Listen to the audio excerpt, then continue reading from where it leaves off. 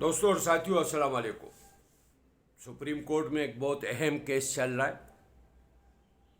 اہم سماعت ہو رہی ہے عدلیہ کے معاملات میں مداخلت پر، یعنی چیف ججز کے خط پر سپریم کورٹ میں سماعت ہو رہی ہے، اور قاضی صاحب کے نقطۂ نظر کو بالکل اڑا دیا، جو کہہ رہے جی کہ میرے وقت میں مداخلت نہیں ہوئی ہے، نہ ہو رہی ہے، میرا چیف جسٹس بننے سے پہلے مداخلت ہوتی رہی۔ لیکن سپریم کورٹ کے ججز کا کہنا کہ جی مداخلت ہو رہی ہے، اسلام آباد ہائی کورٹ کا کہنا کہ مداخلت ہو رہی ہے، لاہور ہائی کورٹ کا کہنا کہ مداخلت ہو رہی ہے، پشاور ہائی کورٹ کا کہنا کہ مداخلت ہو رہی ہے، کوئٹہ کی ہائی کورٹ کا کہنا کہ جی مداخلت ہو رہی ہے۔ تو قاضی صاحب کا موقف تو بالکل ہی غلط ثابت ہو گیا۔ پورے پاکستان کی عدلیہ کہہ رہی ہے کہ جی مداخلت ہو رہی ہے، اور کھل کے کہہ رہی ہے کہ جی انٹیلیجنس ادارے مداخلت کر رہی ہے پاکستان کی، اور یہ ہم یقیناً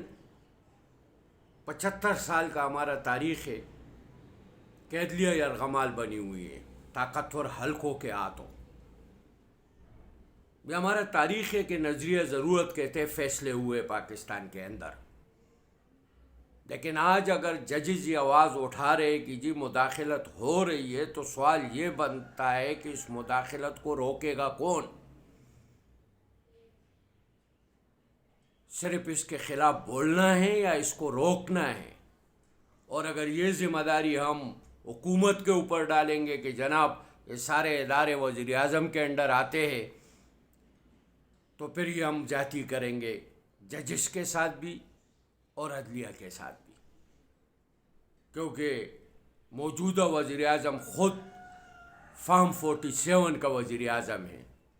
یعنی اس ملک کے اداروں کی مدد سے مسلط ہوا ہے اس ملک کے اوپر۔ اس سے یہ امید رکھنا کہ وہ مداخلت روکیں گے تو میرے خیال سے کہ یہ ہم آدھا سچ بولیں گے، پورا سچ نہیں بولیں گے، کہ جو شخص عدالت و ججز کو خریدنے میں ملوث ہو، جس شخص کی پارٹی نے سپریم کورٹ پر حملہ کیا ہو، جس شخص کی پارٹی نے عدلیہ کے خلاف بلوچستان ہائی کورٹ میں بغاوت پیدا کی ہو بریف کیس اور دولت کے ذریعے، اس شخص سے یہ امید رکھنا کہ جناب ادارے اس کے انڈر آتے ہیں تو مداخلت ہو روکیں گے، تو یہ ہم صرف وقت گزاری کریں گے، صرف ڈائلاگ ہوں گے ججز صاحبان کا، کیونکہ اس عدلیہ کی آزادی کے لیے 2007 میں بھی ایک تحریک چلی تھی، جس میں سیاسی ورکروں نے اپنی جانوں کی نذرانہ پیش کیا، جس میں وکیلوں نے اپنی جانوں کی نذرانہ پیش کیا۔ 53 سیاسی ورکر 12 مئی 2007 کو کراچی میں شارع فیصل پر قتل ہوئے۔ وہ کسی سیاسی پارٹی کے اپنے قائد کے استقبال کے لیے ایئرپورٹ نہیں جا رہے تھے، بلکہ وہ چیف جسٹس افتخار چودھری کے استقبال کے لیے جا رہے تھے، اور ایک خواب آنکھوں میں بسا کے نکلے تھے کہ جی ہم عدلیہ کو آزاد کرائیں گے اور اس ملک کے لوگوں کو انصاف ملے گا بغیر کسی دباؤ کے۔ اور عطر من اللہ جو ہے اس وقت وکیل کی حیثیت سے اس تحریک کا حصہ رہے، سچ بولے کہ اس تحریک کے پشت پر بھی اس وقت ISI کا چیف بیٹھا ہوا تھا۔ مشرف کو کمزور کرنے کا، مشرف کو مجبور کرنے کے لیے باقاعدہ طور پر اس تحریک کے پشت پر بھی ISI بیٹھی ہوئی تھی، اور مقصد صرف یہ تھا کہ مشرف نواز شریف سے اور بے نظیر سے NRO کر کے اور ان کو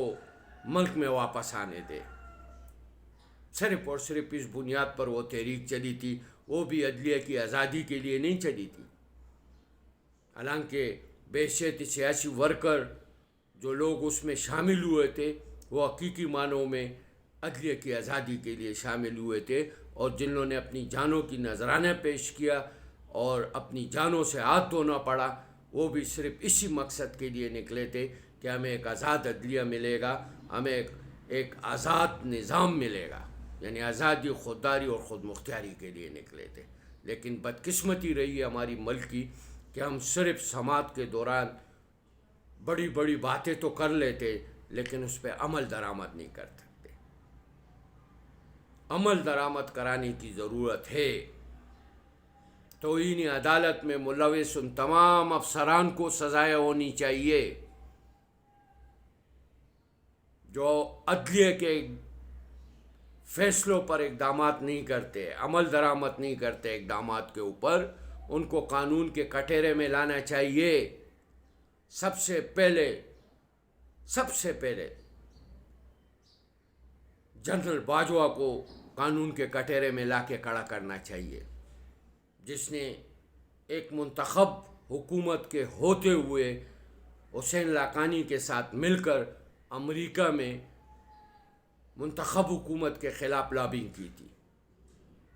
جس نے اپنے اختیارات سے تجاوز کیے تھے، اور ان تمام ڈکٹیٹروں کو جو اس دنیا میں نہیں رہے ان کو بھی سزائیں دینی چاہیے جنہوں نے آئین توڑ کر